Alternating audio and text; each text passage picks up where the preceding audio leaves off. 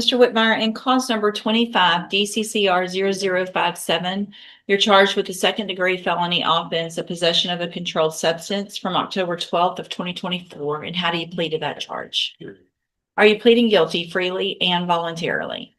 And are you pleading guilty because you did what they've charged you with? I have here on the tablet some documents that have your signature on them that the state's marked as exhibit number 1. Before you sign these, did you go over them with Mr. Rojas? And do you fully understand them? And do you understand, if I follow the agreement that you've made with the district attorney, that you'll be waiving or giving up any right to appeal? Do you also understand, if you're not a U.S. citizen, that a plea of guilty or no contest may result in your deportation, exclusion from admission to the country, or denial of naturalization under federal law? State tenders number 1. No objection. It's admitted. Is there any evidence that Mr. Whitmire is not competent? No, Your Honor. All right, sir, I'm going to find that you entered your plea of guilty freely and voluntarily, find that you're mentally competent and you understand the nature and the consequences of your plea, find sufficient evidence to find you guilty, and at this time find you guilty of possession of a controlled substance, sentence you in accordance with your agreement to a term of 3 years in the institutional division of the Texas Department of Corrections. You will receive credit on that for any time that you've been in custody that the law gives you the right to receive.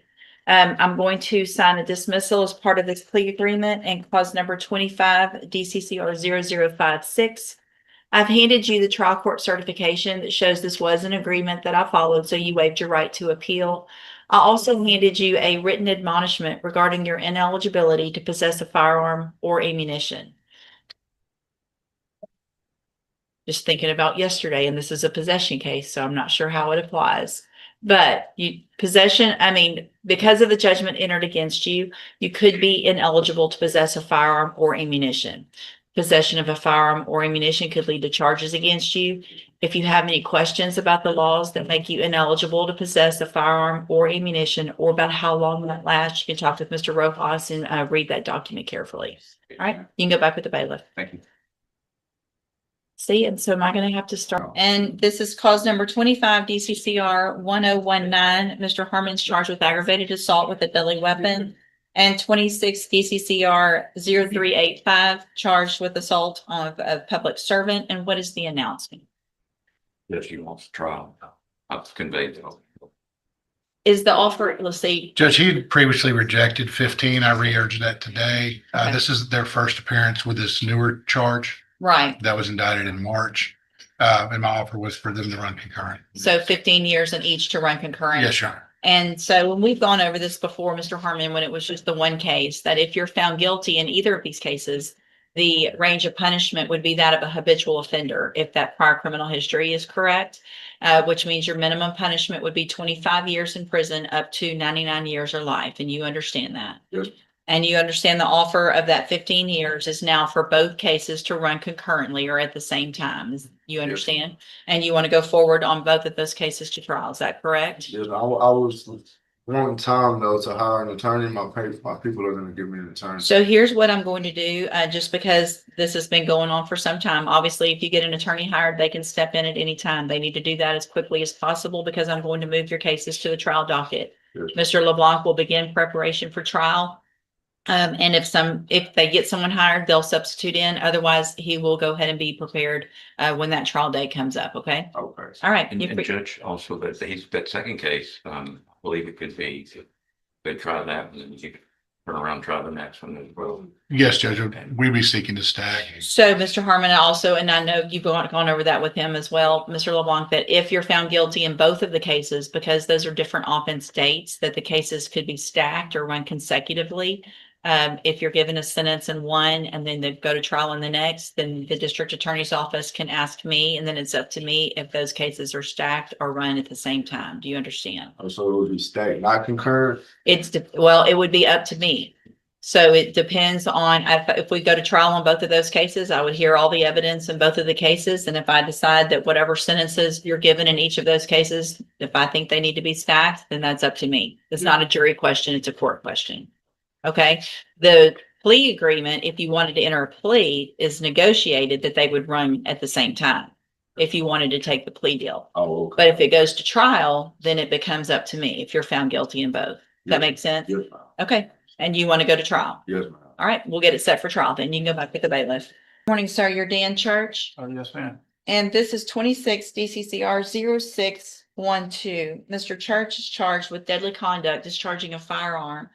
And the state has filed a motion asking that, well, I'm looking at the state's motion. The motion it says aggravated assault, but the charge is deadly Deadly conduct. conduct.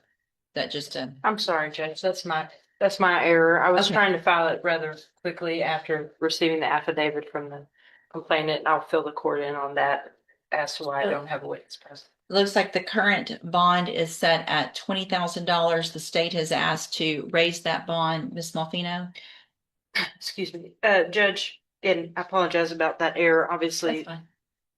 the court would see the probable cause affidavit. It's very similar to an aggravated assault, discharging a weapon somewhat in the direction of the complainant. In this case, I have had multiple conversations with Jeremy Shelton, the complainant. He is the across the street neighbor of Mr. Church.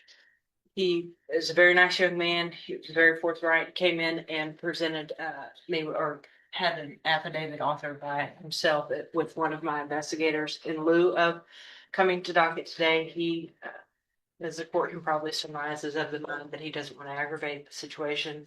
Nope, not intending to use that same word, but I will tender that as State's Exhibit number 1, just for purposes of this hearing, and I have a Mr. Gertz, it's his affidavit just expressing concern about the nature of this offense and the fact that they reside across the street from one another, that he has a very young son and a wife who were also present at the time of this offense. And he is concerned that Mr. Church may be keeping weapons at his sister's house down the street. I have worked very closely with my investigator, Mr. Bays, and he is familiar with Mr. Church as well as Port Arthur Police Department is. And we've asked that some things be implemented in the interim time period to hopefully assure the safety of all the parties, including Mr. Church. I just wanted to bring this matter to the court's attention with that motion. It's not necessarily intended to increase as much as it is to modify with the admonishment regarding weapons, etc., because obviously it's difficult to remove these two individuals from one another approximately because of where they both reside. Any objection to me reviewing that? Well, Judge, the rules of evidence don't apply in a bond hearing, so I would love to have some great evidence, but I don't have a good one. And I'll state the ones admitted for purposes of this hearing. Give me just a second, please. Mr. Gertz? Judge, I'm happy to discuss bond conditions. $20,000 is more than sufficient, though, in terms of amount for this allegation as it stands right now, or as it's indicted right now. Mr. Church wouldn't, I think, object to the normal conditions of not having any contact with the complainant, not possessing any weapons. Those are already conditions. Right. I'm not sure what else, what else the court could impose because of the proximity of their homes without infringing on his constitutional property rights of his own. But I think the fact that he's hired counsel, has shown up to court, he's taken this seriously. He's not been threatening the complainant or anything of that nature. I understand the complainant may have concerns, but those are the complainant's concerns. They're not being triggered by anything, no pun intended, by anything that Mr. Church has done since his arrest or his indictment. And so, and he's not violated any of his bond conditions that I think that I'm aware of, or that is if they feel like he is watching, could be, just uncomfortable. There's an allegation that he's sitting in his car watching family, obviously based on the nature of the offense and the allegations and the probable cause. That would give me some concern too, if I lived across the street and that had actually happened. So, but I just don't think raising his bond and just charging him more penalty is the proper remedy for that. So I'm not sure how the court remedies that. I don't see what the way it gets remedied, Mr. Church, is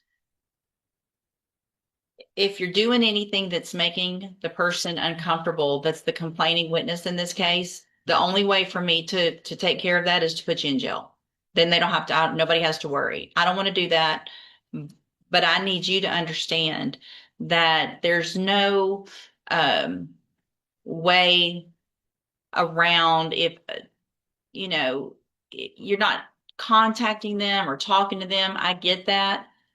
But if you're doing other things, like sitting in your car and watching them, then that's going to be of concern to me. So I'm ordering you, here's what I'm ordering right now. Listen to what I'm going to say very clearly, okay? This no contact order is going to include literally looking that direction. You can't sit on your front porch. You need to sit in the back. You can't just sit in your car for no good reason. People don't do that. So you're not going to do that. Do you understand? So if they feel uncomfortable, they're going to let Miss Malfino know, and you're going to end up in jail. So I understand you live across the street, but if I were you, I'd walk. If I was going out my front door, get in your car and leave if you're going somewhere. No lingering, no looking that direction, no standing there watching. Otherwise, you're going to end up in jail because I won't have any other choice. Does that make sense? Okay. So we'll reset this for an announcement. Make sure you stay in touch with Mr. Gertz, visit with him before that next court date, and we'll see if we can get an announcement, okay? You're free to go. Are you Nasir Brown? I'm sorry. We were here before. You've been here before, but you have to speak up where I can hear you. Executing beneficiary of the trust in hand. Of the trust of what? Of the trust in hand, yeah. Of the trust in hand? Whose Yes. hand? What trust? The execution. Did you bring a copy of it? I wasn't able to get to the copy. I do have. Take the glasses off. I need to see your eyes, please. These are my prescription glasses. That's okay. So I'm having a hard time understanding you. You need to speak up and speak clearly so that the record can be clear. You were already here, and I gave you an opportunity to try to go hire a lawyer for your 2 cases. Did you get a lawyer hired? Able to do it. Who'd you talk to? Made a few calls to the guy, Rafe. What's his name? Rafe King? Mm-hmm. Wasn't able to get through. Who else? That's the lawyer that I chose. So if you chose him, you should have gotten him. I mean, he has the same, there's somebody that answers his phone every week. I understand. I know how it works. I told you to hire someone or visit with at least 3 lawyers. Made an attempt. You made an attempt? Okay. Did you go see Mr. Kimler? Did you make an appointment? Wasn't able to do that. Why not? I'm not in a position to go back and forth in front of a lawyer that's in this state that I'm not fond of. This is false names. So here's the thing, Mr. Brown, I told you very specific instructions when you were here before that if you did not do what I asked you, then your bond would be raised and you would have to go back to jail, right? No. Yes, that's exactly what I say, because you've heard me say it probably 8 times already this morning. So at this time, Mr. Brown, because you did not do what I asked you to do or what I ordered you to do, I'm going to raise your bond. Challenge subject matter jurisdiction. That's overruled. Listen, Mr. Brown, I'm raising your bond to $100,000 in each of your cases for not following the court order. Go back with the bailiff. Go back with the bailiff. Go back with the bailiff. You're going to make it worse if you don't. Yeah, respectfully, this is not a fair trial. You don't get to say respectfully and then be disrespectful. Go back with the bailiff. She started. Don't make me lay hands on you, Why would you lay hands on me? because you're not doing it. I'm telling you now, go. Mr. Brown, you need to go back with the bailiff. Right now, I've raised your bonds. You have to go with the I am not bailiff. a threat to any officer. You through in, Judge? Yes, I'm through. I am not a threat to any officer. Let's go. Why